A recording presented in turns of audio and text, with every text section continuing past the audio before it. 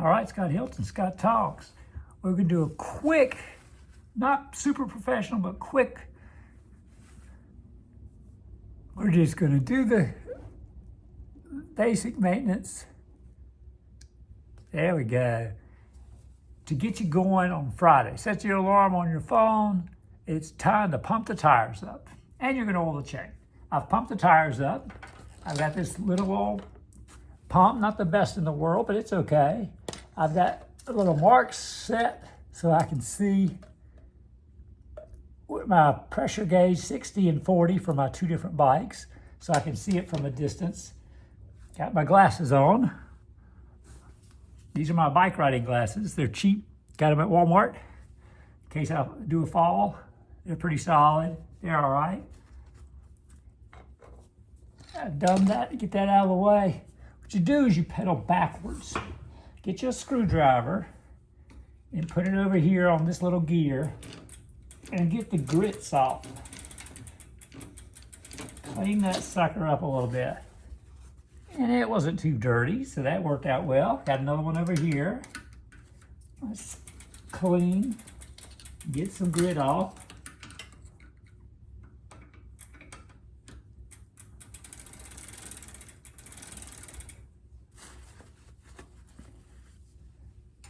Front one, if you can get to it. Mine's got a cover over it, so it's hard to do that. Let's get some more grit off. Pedal backwards. Look at that. Pedal backwards, slowly. Got more grit, yeah. So we got it pretty clean, okay? Pretty clean. It's hard to get into here without a brush. You do that when you're washing your bike. Get it cleaned up, ready to go. When you clean and hang on to the chain, look at all that crap.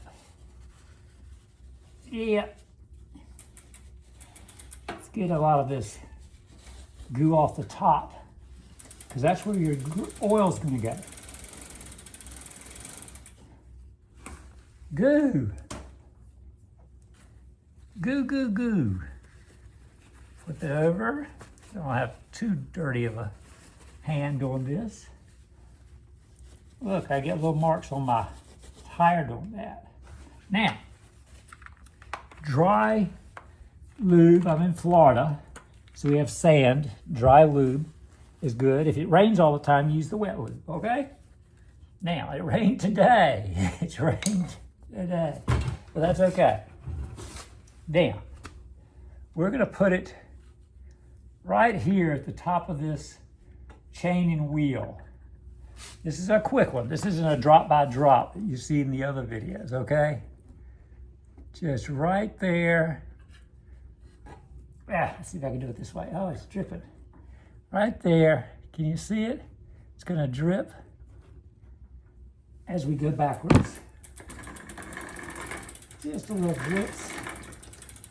Good. And a lot of people like to soak it in overnight.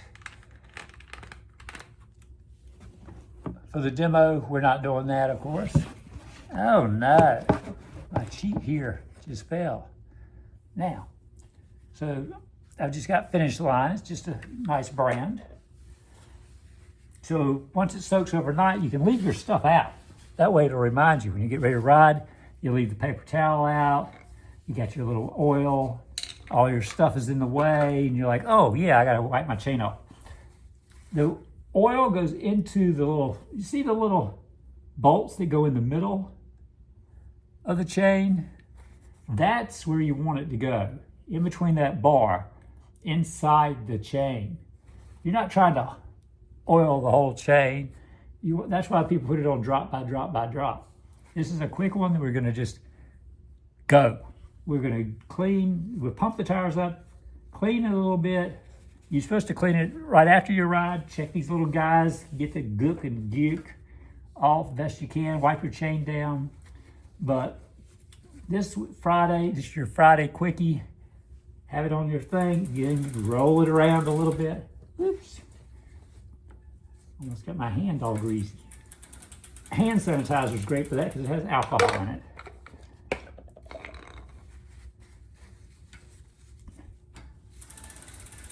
And I'm concentrating more on the bottom and the sides and not the top this time. When I started, I was concentrating on the top to get the grit off the top. And then when I oiled it, I wanted it to stay a little oily up there, but not too bad. There, it's a little shiny. And it's got the oil on it. And it's ready to roll. Simple. You wash your hands, get the grease off, wipe it off your little bike tire. A little alcohol will do that. That's fine. Well, that was easy. Put it on your thing every Friday. A lot of people like to check their tires every ride. That's great. Doing a long ride. I'm not doing a long ride. I'll probably go 4 to 8 miles, probably. And that's about it. This is my grocery shopping bike. I've got 2. I did think of a reason to have an e-bike. The e-bike guy was like, when are you going to trade up? I was like, trade up. And see, I got a little bowl here on the shelf for trash. And the main trash can's way over there. So we're not going to bother with that until later. But I got this guy, a Townie, not electric, but it's Electra brand. And I've got it for shopping. I got a double system of keeping the little ice blocks, they're thin. You just experiment, you just try something. I got a real milk crate. This is a heavy duty one. I didn't steal it. I bought it on Amazon. I promise I didn't. With all the cameras around, you don't want to steal nothing. But yeah, because someone on YouTube said, yeah, get a milk crate, they're free. I was like, whoa, they're not free anymore, buddy. So I got them zip tied down. I don't know if you can see it underneath. There's zip ties under there. And yes, I could have a little quick release because this is the correct rack from Trek that has that quick release thing that I could have bolted on and had it just push a button and it popped off. The whole thing would pop off and I'd be off and going. But I wanted that second bike. And this is real permanent and sturdy. And I put stuff up here, tools and things, the extra tire, shopping bag. Just got 2 rubber bands I threw in there because the second time in a row, not in a row, but second time the blueberries popped open on me. And I was like, sheesh, I got another one, didn't have tape on it. Got to look for that. So I had to go to the service desk. She didn't have any tape. She couldn't figure out where it was. So she had rubber bands. So we put 2 rubber bands on the blueberries to keep them from popping open again. And I wash them off every time I get ready to use them. I put them in cereal. You can put them on salads if you want. But they're healthy. They're good if you have heart and kidney problems, anything like that. You know, they recommend eat more fruit, you know, like fruit. Blueberries, yeah, because some fruits are not good for some of these conditions, and too much of anything is bad. So a little handful of blueberries, great. Bunch of blueberries, not great. Anything, too much of anything is bad. Okay, just remember that. You want to cut back on your salts, great. Little fruit, blueberries, make a salad. That's the lettuce, is the greens. You know, things like that. I found unsalted sunflower seeds are healthy. Little sprinkle into the cereal. Oh, that's the sunflower seed. Yeah, and the blueberries. And then you're as salt as you can get it.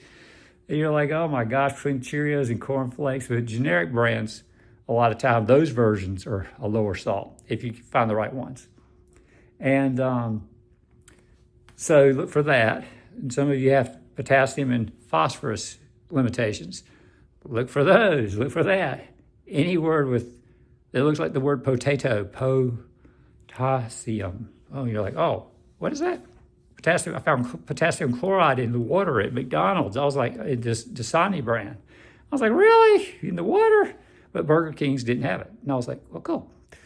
So anyway, water bottle, have a water bottle holder. Got snacks in here, some tools and some more tools there. Extra tires in there, lights are in there. This light I just leave on there. It's fine, yes, so they could steal it. But this is quicker, faster bike. Always double lock. I have a foldy lock. No, I don't have a D-lock. I know D-locks are the best.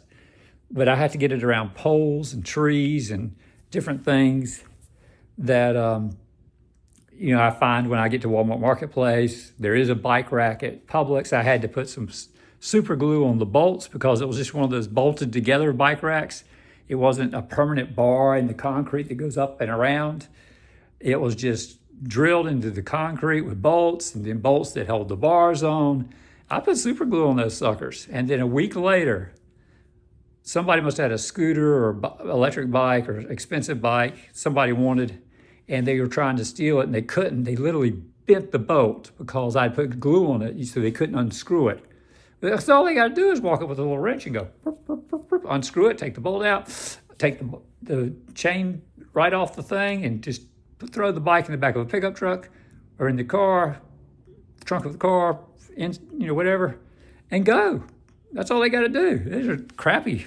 I mean, there's something. People are like, oh yeah, my bike rack, I'll put it right here. I'll lock it up. And I'm like, So I supercharged it and a couple others around town that I would visit. So Taco Bell has one. I got some glue on that. And, I don't want it ever coming off. I don't want them to get a quick access. I want them to have a little trouble.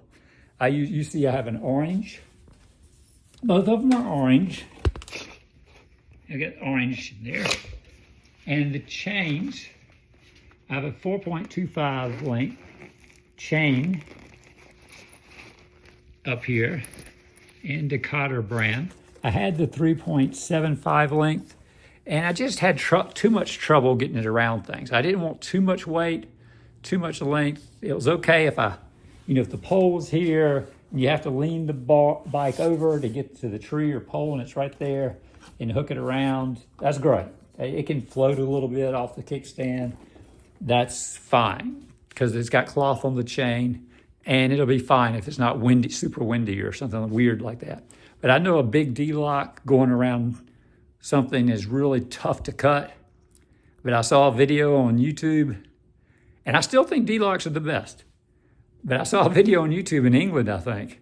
And, the bar that's in the concrete that goes all the way around, and it goes a big bar, right?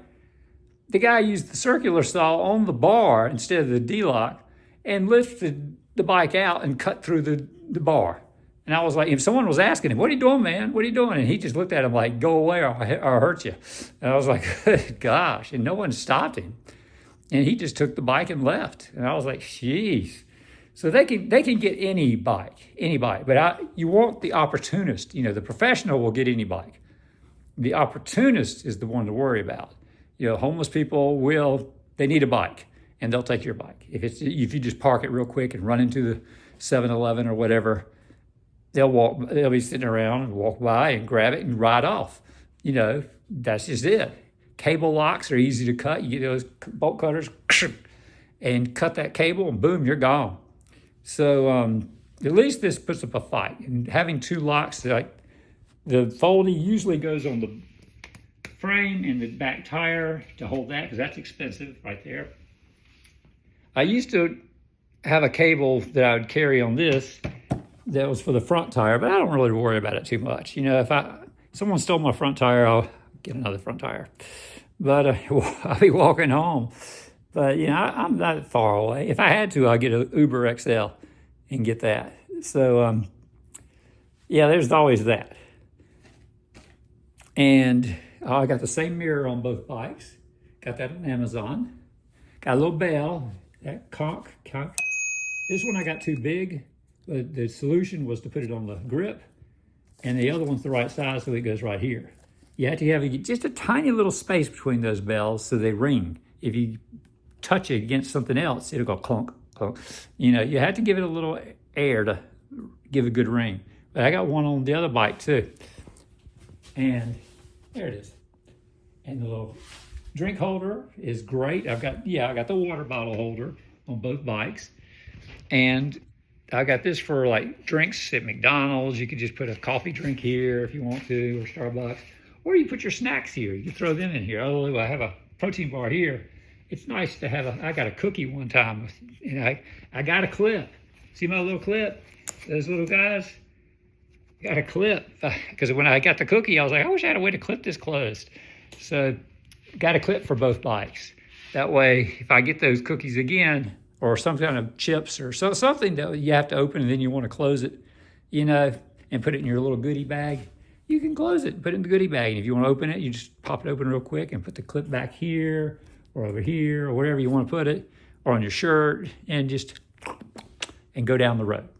So riding's fun. It's great pleasure. The joy of this, the rack here is a double rack. This has got the bungee. This web design is actually to keep things from falling through.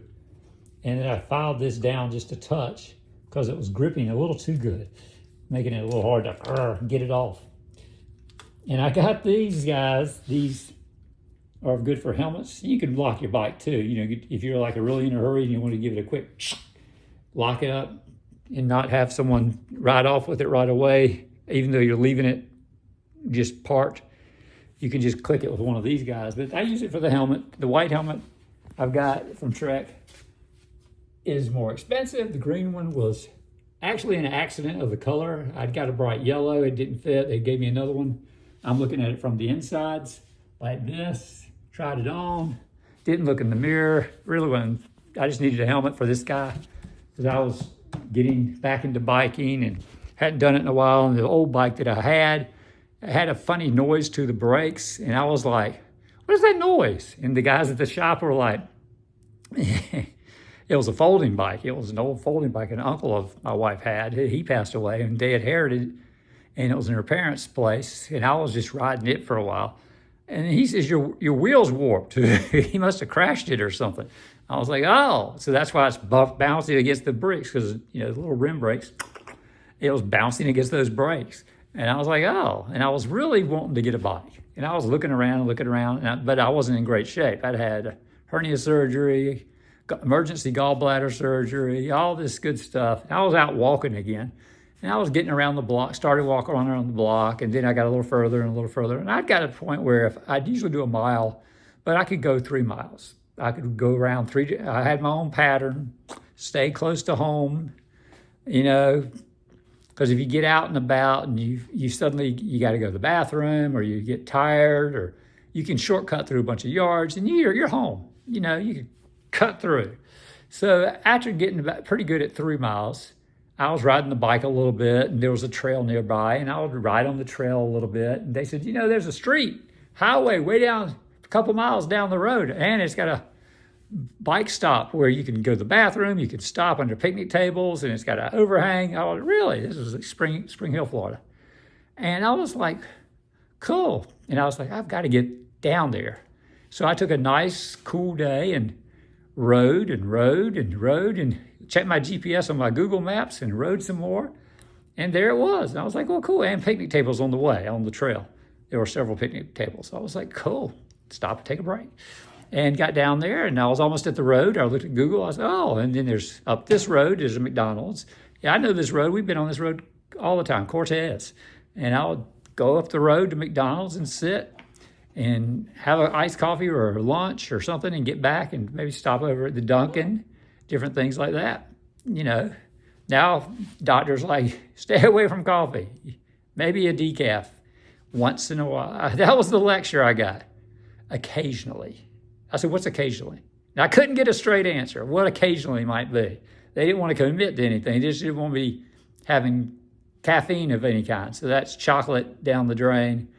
Keep away from chocolate and keep away from caffeine. And occasionally a decaf is okay, but creamers tend to have a lot of phosphorus and potassium in them. Although I did find some milk at Publix that was sugar-free that appeared not to have too much sugar and no sugar-free, but it didn't have a lot of that problem, a lot of the phosphorus, not a lot of it. So I was like, I put a little bit of that in, maybe Saturday nights, could be my occasional, maybe a Wednesday. Have to wait and see. But my numbers were up, so I was like, good, you know, we're good. So I'm doing better. I'm being nice, and getting in shape with the bike is amazing. I love getting out. I love the breeze. I love coasting. Standing up on the pedals, get you off that hard seat every once in a while. If you ever have a problem with the seat, a lot of professionals, when they ride hard, they'll stand up every 10 minutes or so just to kind of get off that seat. And that's the trick. And I was like, oh, I get off the seat and I just stand and coast in the wind and look around and see when you're going straight or going downhill, coasting's great. I'm not trying to break any speed records and gearing down, getting those hard gears and go as fast as I can. How fast am I going? I would try it occasionally. It was a nice hill at Spring Hill on Cortez that I would go down pretty quick just to see, But it took a lot of effort back then. And I was like, that's not even worth my problem. I'm just getting in shape, riding and riding. So that's a quick tutorial. It's not a how-to. If you watch the how-to videos, you'll see them drop by drop and wait till the next day and clean it off and clean and scrub your gears down and keep the grit away from your disc brakes. You don't want any oil on those disc brakes. You wipe them down with a little rubbing alcohol and clean them and let that dry before you go out, and because that oil and grease gets on the pads of your disc brakes where that closes, they're going to be messed up and not work as well. So you can't splatter cleaning this too much without, you may want to put something like a piece of cardboard, cut a square cardboard and then put a line through it so you can shove that and cover up your disc brake so you can just get kind of messy in there and scrub it down, and that way you won't get the splatter of gritty oil and stuff on your disc brakes. And then you give them a wipe down with some alcohol just in case, and let it air dry. Make sure it's dry. You want your bike to be dry. If it gets rained on, wipe it down. You don't want things rusting. And you want to wipe down your chain and stuff like that. It depends on your humidity. I mean, it gets so hot in Florida, but the problem is the humidity. Humidity. The video had an alarm go off, and I responded to the alarm, and we're good to go. But it stops my videos. So get out and ride, like, share, and subscribe. Have a great day. Bye.